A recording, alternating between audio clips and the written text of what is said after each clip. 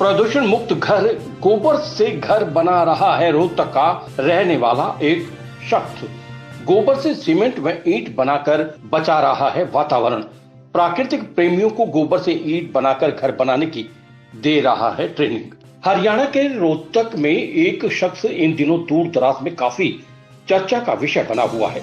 एक शख्स प्रदूषण मुक्त घर के लिए गाय के गोबर के सीमेंट और ईंट बना रहा है।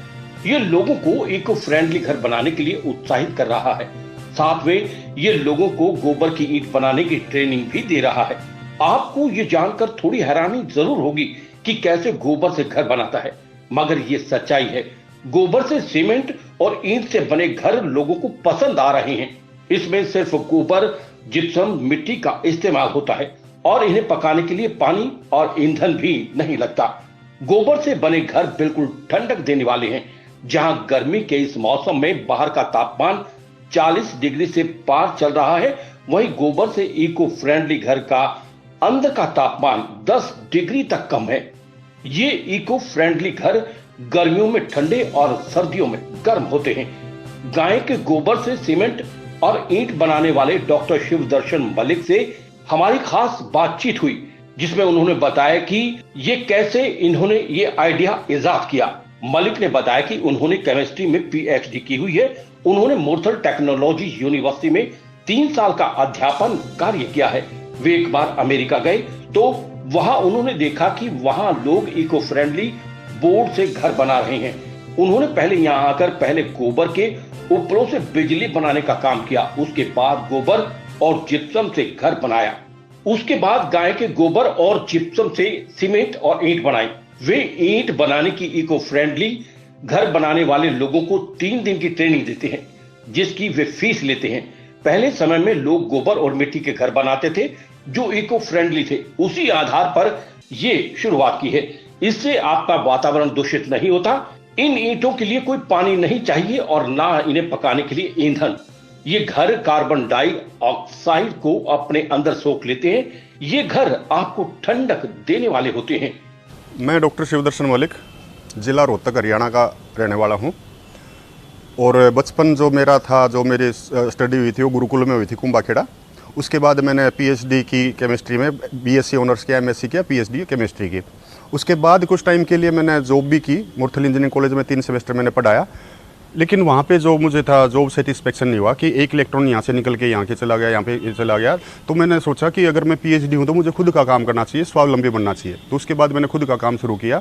एक लेड प्रोसेसिंग यूनिट लगाई। लेड प्रोसेसिंग यूनिट में मेरे प्रोफेसर मेरे पास आए और उन्होंने कहा कि आप इस काम को अभी बंद कर दो, क्योंकि लेड बहुत ज़्यादा पॉइजनस मेटल है।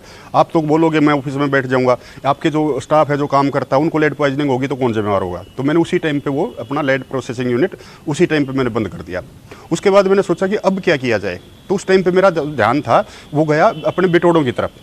हमारे हरियाणा के अंदर क्या है, जो सबसे बड़ा जो रिन्यूएबल सोर्स का है वो है गोबर, सूखा गोबर। हमारे गांव में आज भी जो है, जो पशुधन है उसके गोबर से हम उपले बनाते हैं, उपलों को स्टोर कर लेते हैं, बिटोड़ा जिसको बोलते हैं। तो बिटोड़े से और एग्रीकल्चर वेस्ट से बिजली कैसे बनाई जाए। उस टाइम पे पराली जलाने का चलन शुरू हो चुका था। तो पराली जब जलाते देखते थे तो मेरा मन बड़ा दुखी होता था कि इसके अंदर चिड़ियाएँ होंगी, उनके बच्चे होंगे, अंडे दे रखे होंगे, कितना धुआं हो रहा है, कितना प्रदूषण फैल रहा है। तो उस टाइम पे फिर मैंने विलेज इलेक्ट्रिफिकेशन का, एग्रीकल्चर वेस्ट से विलेज इलेक्ट्रिफिकेशन का प्रोजेक्ट किया वर्ल्ड बैंक की सहायता से। उसके बाद फिर मैंने अगला जो प्रोजेक्ट किया वो ट्यूबवेल के लिए किया कि ट्यूबवेल जो है वो एग्रीकल्चर वेस्ट से कैसे चलाए जाए। उसके बाद फिर आगे मेरा जो ध्यान गया वो गया गोबर से लिपाई की तरफ। हम सभी के सभी अपनी साड़ को, अपनी दीवारों को, अपने चूल्हों को गोबर से क्यों लिपते थे। मेरी माँ जो है कुछ टाइम के बाद लगातार, मेरे से बहन नहीं थी तो मैं खुद जो मिट्टी लेके आता था, गोबर लेके आता था और उनके साथ मिल के मैं भी लिपवाता था। वो क्या था, उसके ऊपर जब मैं पीएचडी की दृष्टि से, केमिस्ट्री की दृष्टि से मैंने उसके ऊपर नज़र डाली तो मेरे को बड़े विचित्र से वो मिले। हमारे घरों के अंदर आरे होते थे। आरे जो है वो गोबर से ही चलते थे। उनके अंदर जो है घर के अंदर धुआं भी होता था। लेकिन जब हम खेत से आते थे या स्कूल से आते थे 3-4 बजे के आसपास, तो धुआं नाम की चीज़ नहीं होती थी। वो धुआं कहाँ जाता था? वो धुआं मेरी दीवारें और मेरा फर्श जो है वो सोख लेती थी। ये पोरस होती हैं, ये ब्रीदिंग वाल होती हैं, ये सांस लेती हैं, प्रदूषण को दूर करती हैं। तो उसके बाद फिर मैंने जो है सोचा कि इसकी मार्केटिंग कैसे की जाए।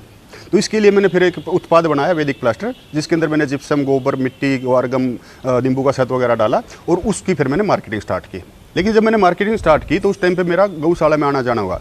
गौशालाओं के अंदर जब मैंने देखा चौमासे के अंदर 1-1, 1.5 फुट तक गोबर जमा हो जाता है, कोई उठा नहीं पाता, बारिश होती रहती है। तो डेली का गोबर कितना निकलता है भारत में, इसका आंकड़ा मैंने देखा तो एक बहुत बड़ा संसाधन 35 से 40 लाख टन प्रतिदिन, सर्दी गर्मी बरसात कुछ भी हो वो तो निकलेगा ही निकलेगा। तो इतना बड़ा संसाधन हमारे पास है, जो पहले जब तक एलपीजी नहीं आई थी तो चूल्हे में यूज हो जाता था, यूरिया नहीं आई थी तो खेत में यूज हो जाता था, सीमेंट नहीं आई थी तो घर की लिपाई हो जाती थी, वो आज जो है अच्छे से हम उसका मैनेजमेंट नहीं कर पा रहे। तो उसके लिए क्या किया जाए। तो उसके बाद जो है मैं ये सोच ही रहा था, तभी मुझे जो है यूनिवर्सिटी में, अमेरिका में एक यूनिवर्सिटी में जाना पड़ा एक लेक्चर देने के लिए। तो मैंने वहाँ पे देखा कि वो लोग लकड़ी के बोर्ड बना के उससे मकान बना रहे हैं। वहाँ पे मैंने एम्पक्रीट के बारे में भी सुना। तो तभी मेरे दिमाग में आया कि अगर मैं बोर्ड बनाऊंगा, हालांकि मैंने बोर्ड बनाया और उससे मकान बनाऊंगा तो लोग सोचें पता नहीं क्या कर रहा है, क्यों ना इससे ईंट बनाई जाए, क्योंकि हमारे दिमाग के अंदर कंस्ट्रक्शन के अंदर ईंट घुसी हुई है कि मकान तो ईंट से ही बनेगा। तो फिर मैंने ईंट बनाई, यहाँ पे एक बैल लेके आया, बैल से मैंने जो है आटा चक्की चलाई और बिजली बनाई और उसी के गोबर से फिर मैंने ईंट बनाना शुरू की।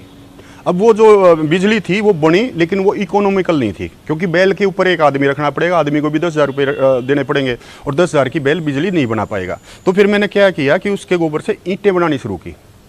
एक बैल लगभग 25 किलो गोबर देता है एक दिन में, तो वो लगभग 10 ईंट बना देता है। और जो ईंट है वो इको फ्रेंडली है, तो अगर उसको हम जो है उसकी कोश माने तो कुछ खर्चा उसका खाने पीने का, बैल का खर्चा वो ईंट से ही निकाल देता है। तो उसके बाद फिर मैंने ये उसकी कमरा बनाया उसी के गोबर से, फिर बछड़ी लेके आया। उसके बाद इस काम को, जो इसके अंदर कमियां थी उसको दूर करके फिर मैं बीकानेर में शिफ्ट हो गया, जहाँ पे मेरा वैदिक प्लास्टर का प्लांट है। वहीं पे मैं अपने बैल ले गया, वहीं पे अपनी गाय ले गया और वहीं पे हमने जो है एक दूसरा कमरा बनाया, जिसके अंदर जो इसमें कमियाँ थी वो दूर की। उसके बाद फिर लोगों को बताना शुरू किया और आज हम लोगों को 3 दिन की ट्रेनिंग देते हैं। हमारे पास लोग आते हैं, 3 दिन रुकते हैं, सीखते हैं और फिर अपना अलग अलग जगह जाके काम करते हैं। आज चकोलिया गौशाला जो है ध्यान फाउंडेशन की, वहाँ पे एक कमरा बन चुका है। जयपुर में एक मकान बन चुका है। जयपुर से 40 किलोमीटर दूर भी एक मकान जो है उसके छत तक का काम चल चुका है। महाराष्ट्र के अंदर जो है रत्नागिरी के पास जो है वहाँ पे भी एक कमरा बन चुका है। जगह जगह लोग ईंट जो है बना रहे हैं। दिल्ली के अंदर भी द्वारका में ताजपुर जो गांव है वहाँ पे भी ईंटें बननी शुरू हुई हैं। फरीदाबाद में भी ईंट बन रहे हैं। इनकम तो मैं हम ट्रेनिंग की फीस लेते हैं। जो भी आदमी आता है उसको जो है पहले ही नियम और शर्तें हम बता देते हैं कि भैया हमारे पास है 4 पाई हैं, आपको 4 पाई मिलेंगी, 4 पाई पे सोना है। हमारे पास जो खाना है वो इस टाइप का होगा, शुद्ध सात्विक होगा, यही हम यूज़ करेंगे। हमारा जो शौचालय इस प्रकार का होगा और हमारी फीस इतनी होगी। जिसको मंजूर है, जिसको पहले ही बता दिया जाता है। और हाँ, एक बात और भी है कि आपको हमारे से सीखने के बाद 6 महीने के अंदर अंदर एक कमरा भी बना के दिखाना होगा। आप प्रैक्टिकल नहीं करोगे तो आपका ज्ञान पूर्ण नहीं होगा।